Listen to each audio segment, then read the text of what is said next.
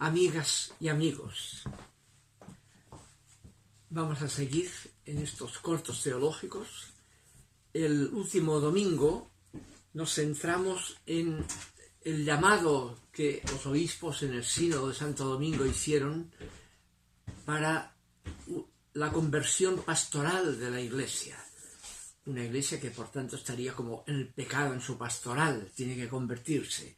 Y esa conversión iba en dos líneas: la línea de la encarnación del Verbo, de la cual hablamos el otro día, y la coherencia con el Concilio Vaticano II. Estaría incoherente con el Concilio y debe convertirse la pastoral a la coherencia, ¿no? El Concilio Vaticano II es un concilio ecuménico, el 21, ¿no? Y el concilio ecuménico es siempre, en la línea incluso de la teología y de la teología católica, ¿no?, el magisterio supremo de la Iglesia. O sea, en la conducción de la Iglesia, la asistencia del Espíritu está sobre todo garantizada en un concilio ecuménico que incluye a todos los obispos del mundo, con el Papa presidiéndolo como primado, ¿no? Por tanto, no hay ningún magisterio superior a un concilio y al concilio vigente ahora, que es el Concilio Último Vaticano II. Toda conducción y toda orientación en la conducción de la Iglesia, en la pastoral, es inferior en garantía de asistencia del Espíritu a la conducción presente en los textos que constituyen la enseñanza magisterial del Vaticano II. Esa es la importancia del Vaticano II. Por tanto, la incoherencia con el concilio es la incoherencia con el magisterio supremo de la Iglesia, que remite a la asistencia del Espíritu en la conducción de mayor garantía en todos los labores de conducción de la Iglesia, ¿no? Ese es el tema. Y por tanto, la autocrítica de los obispos al decir que tiene que haber la conversión pastoral en la línea de la coherencia con el concilio, si eso remite a una incoherencia, remite a algo importante, ¿no? Somos incoherentes en la fidelidad a la asistencia del Espíritu representada por el magisterio supremo de la Iglesia. Vimos eso en su momento, como se dio ya en el concilio llamado de Jerusalén, en la época apostólica, ¿no?, en que el conflicto, digamos, que se daba entre las comunidades paulinas que consideraban que no había ni judío ni gentil y bautizaban a incircuncisos, y la comunidad de Jerusalén, presidida por Santiago, ¿no?, que quería asumir como criterio que solo los circuncisos podían ser bautizados. Eso, la experiencia de Pedro con Cornelio, hizo que, con el testimonio de Pedro, el concilio tuvo que cambiar la opinión, Santiago, de la institución, en el texto de Hechos 15:28, en la carta constitucional que manda a las comunidades donde había el problema, donde les dice, porque ha sido la opinión del Espíritu Santo y por tanto ha de ser la nuestra, y ahí sale la palabra dogma, edoxen, ha sido la opinión del Espíritu Santo y por tanto debe ser la nuestra. Esta es la referencia constitucional primera en la conducción, ¿ya? Pues bien, el magisterio de la Iglesia y la Iglesia misma tiene por función que el ser humano pueda descubrir el sentido de la existencia y así dar sentido a su existencia, o salvarla en la nomenclatura que tenemos, ¿no? Salvarse del riesgo de inconsistencia, de absurdo, de ser para no ser, ¿no? Ese proyecto salvífico. La palabra pretende salvar, dar sentido a la existencia, ¿ya? Y eso, claro, tiene que ser que el ser humano, en la época en que le toca vivir, descubra un sentido en ese mensaje que motive su libertad a decidir en la línea de eso que ha descubierto que le da sentido. Y así lo salva del riesgo de absurdo, ¿ya? Ahora, la historia, ¿cómo funciona? Funciona avanzando con la categoría que llamamos dialéctica. La historia no es lineal, es dialéctica. Tiene titubeos, pero en definitiva va avanzando dialécticamente. Y dialéctica significa por procesos de afirmación y negación, que siempre en ese diálogo o dialéctica entre afirmación, momento afirmativo de un tipo de temas, ¿no?, y su negación, por otro lado, va superando ese enfrentamiento hacia síntesis mejores, ¿no? Avanza siempre hacia síntesis mejores, ¿no? Aunque a veces se encalla, ¿no? Eso es la dialéctica, ¿no? Y claro, el descubrimiento de que la historia es dialéctica, avanza de esa forma, lleva a que el magisterio tiene también que asumir esa dialéctica. No es lineal y no es remitirse al pasado. Tiene que integrar el avance histórico que va hacia adelante en forma dialéctica, de diálogo a veces conflictivo, de afirmación-negación, para llegar a síntesis mejores, ¿no? No es una dialéctica de contenido material, lo que llamaban la vertiente marxista el materialismo dialéctico, como que el fondo de la historia es la materia que se va desarrollando en forma dialéctica, ¿no? Sino que aquí hay el tema del espíritu, que ya lo inició Hegel, el mayor filósofo sobre la dialéctica, en su obra Fenomenología del Espíritu Absoluto, ¿no? El espíritu mismo de Dios, el absoluto, está presente en el fondo de ese proceso histórico que tiene una forma dialéctica. La forma es dialéctica, el fondo es el espíritu, lo que Dios es, que se quiere ir realizando históricamente, ¿no? Eso es lo que llevó al Papa Juan XXIII, en el año 1962, a convocar el concilio. Había una especie de riesgo de quedar estancada la historia de la Iglesia en momentos pasados, sin asumir el avance hacia el futuro, las nuevas evidencias culturales que se iban abriendo. Y por eso él convocó un concilio, convocó una instancia de magisterio supremo, por tanto, un magisterio superior al del mismo Papa, porque el concilio incluye al Papa con todos los obispos, no hay ningún magisterio superior al Papa. Incluso cuando la tradición católica en el siglo pasado, el Vaticano I, ¿no?, se definió en qué condiciones el Papa podía ejercer un magisterio infalible, ¿ya?, lo hizo un concilio ecuménico. El Vaticano I, el Magisterio Supremo, definió las condiciones ex cátedra, ¿no? Ya no voy a entrar en lo que significa, cuando ex cátedra y solo ex cátedra un papa puede, en representación del Magisterio Supremo de la Iglesia, definir algo infaliblemente, ¿no? Lo definió esa infalibilidad ex cátedra del Papa el Concilio Ecuménico, Vaticano I, el Magisterio Supremo de la Iglesia, que es superior al ejercicio de un magisterio meramente papal y menos episcopal o sacerdotal, ¿no? Ese es el tema importante que hay aquí, ¿no? Ahora, el Papa, ya en el año 63, iniciado el concilio, él tomó personalmente esa misma perspectiva dialéctica de la historia en su encíclica notable Pacem in Terris, con un conflicto fuerte que había al interior mismo del Vaticano, ¿no?, que casi querían parar a algunos que saliera esa encíclica de diálogo con las nuevas evidencias culturales de la modernidad, y la publicó en abril del 63, y después de eso ya murió en paz. Ese mismo año más tarde muere Juan XXIII y es elegido Papa Pablo VI. Y Pablo VI es notable como asumió la continuidad del concilio y reabrió el concilio en su segunda fase el mismo año 63, el 29 de septiembre. Y en ese discurso con que se reabre el concilio por parte de Pablo VI, hay unos textos notables que querría citar aquí, del discurso del Papa Pablo VI al reabrir el concilio. Dice así: la Iglesia es misterio, es decir, es una realidad penetrada por la divina presencia, el Espíritu absoluto, ¿no?, el Espíritu de Dios, y por eso siempre capaz, ha de ser y es capaz de nuevas y más profundas investigaciones. El entendimiento humano progresa.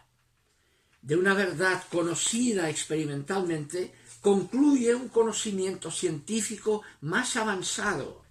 De una verdad cierta, deduce lógicamente, dialécticamente, otra.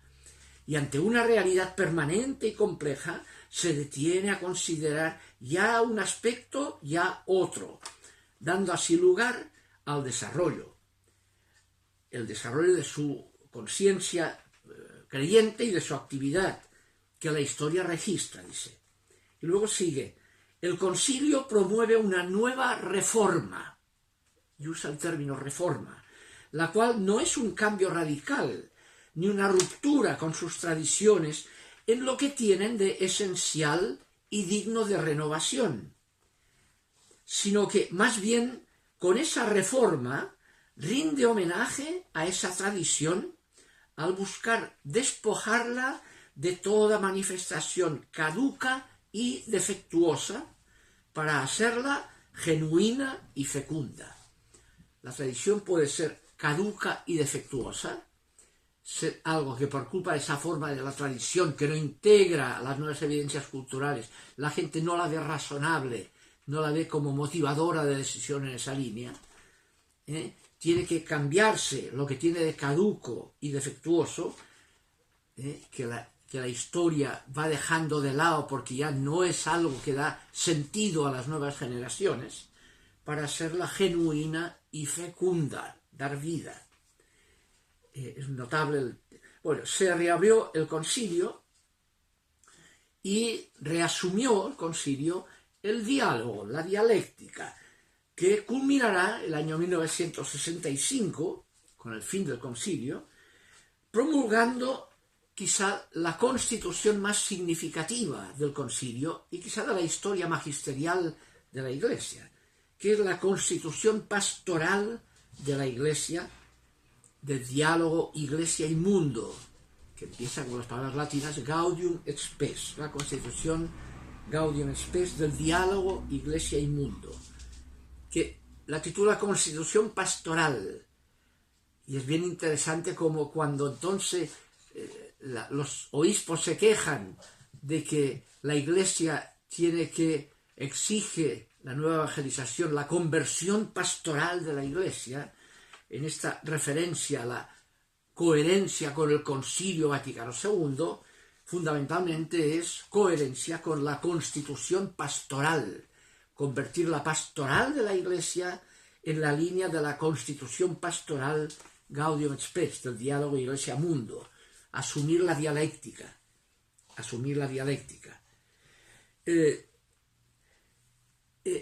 Por eso es especialmente importante esta constitución Gaudium et Spes, que aunque sea al final, marca toda la tendencia del concilio, influirá en todo el concilio esa perspectiva de diálogo Iglesia-Mundo, que se elaborará sobre todo en la última constitución, prácticamente un día antes de cerrar el concilio, el 8 de diciembre del 65 se cerró, y el 7 de diciembre fue votado por una mayoría absoluta total el texto de la Constitución Gaudium et Spes, notable, ¿no? Que es la que hacía más resquemor en las perspectivas tradicionalistas que había en el mismo concilio por parte de algunos obispos, ¿no? Y después es el factor más importante de incoherencia con el concilio, y por tanto es esa constitución la principal quizá para retomar la conversión pastoral de la Iglesia, en la línea de esa constitución pastoral.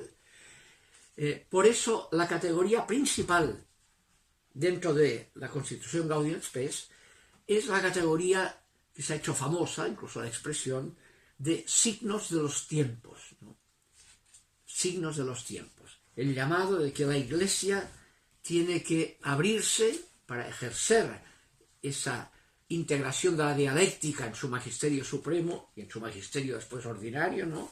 Tiene que abrirse a los signos de los tiempos, o sea, estar atenta a lo que acontece en el tiempo y a lo que va aconteciendo, que pueda ser significativo sobre lo que significa hoy ser creyente, ser fiel al espíritu que animaba a Jesús, puesto en la realidad nuestra actual, que va cambiando, que va avanzando.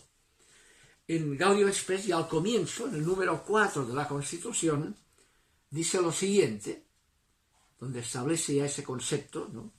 Dice, para realizar la tarea de la Iglesia, pesa sobre la Iglesia el deber permanente de escrutar a fondo los signos de los tiempos e interpretarlos a la luz del Evangelio, ver cómo tiene que ver con la coherencia en el aterrizaje salvífico de la palabra hoy, interpretarlos a la luz del Evangelio, de forma que, acomodándose la Iglesia a cada generación, y por tanto a la nuestra, o a la que vendrá, pueda la Iglesia responder a los perennes interrogantes humanos sobre el sentido de la vida presente y futura y sobre la mutua relación entre una y otra.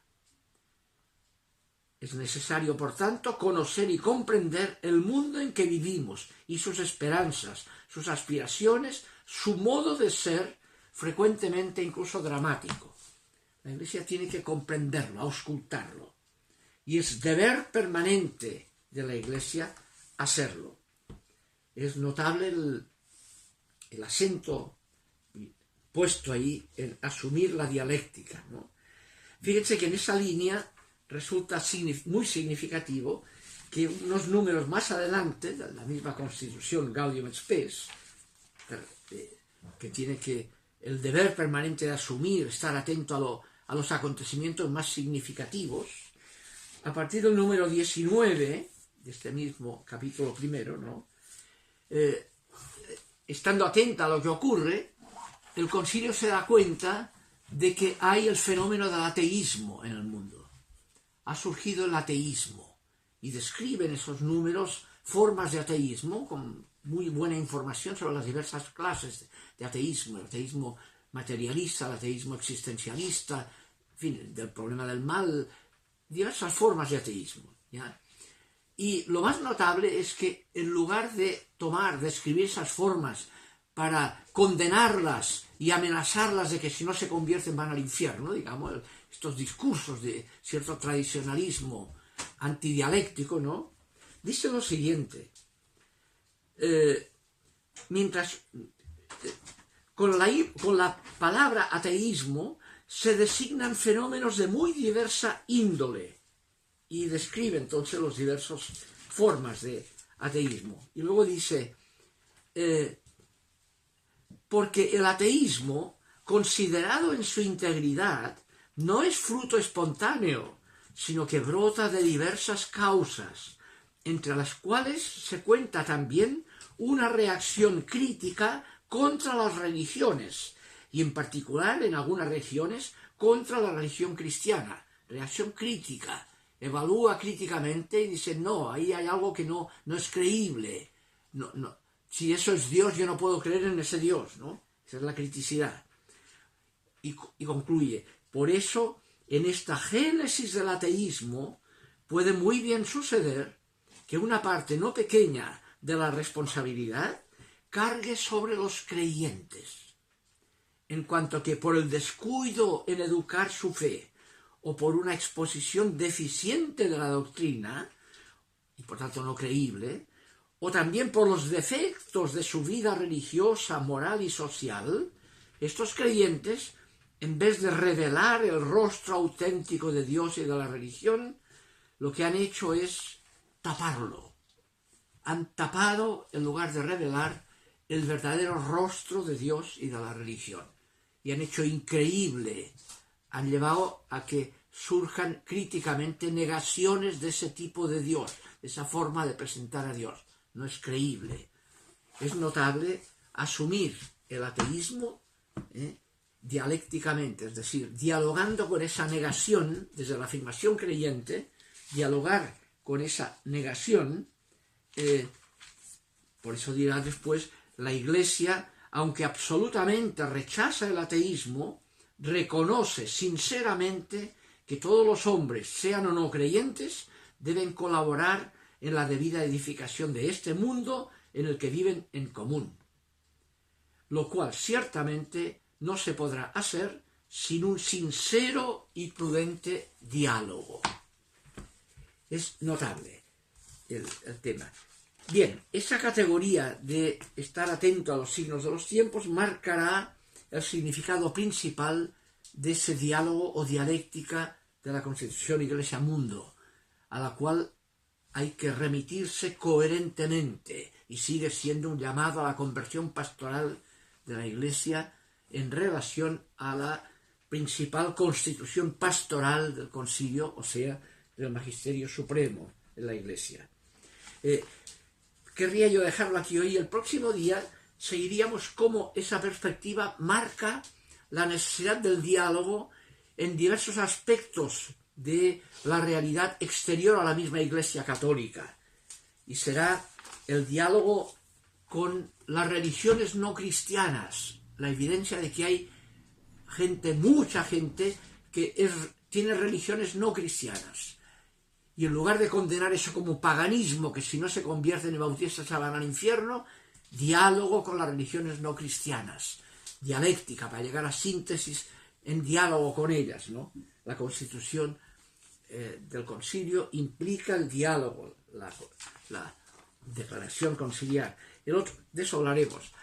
El otro es la realidad de cristianos no católicos, el diálogo ecuménico, el tema del concilio llamando al diálogo ecuménico, no al rechazo de los herejes protestantes, sino al diálogo con ellos para llegar a síntesis mejores, dialogando con los hermanos separados, que será la categoría.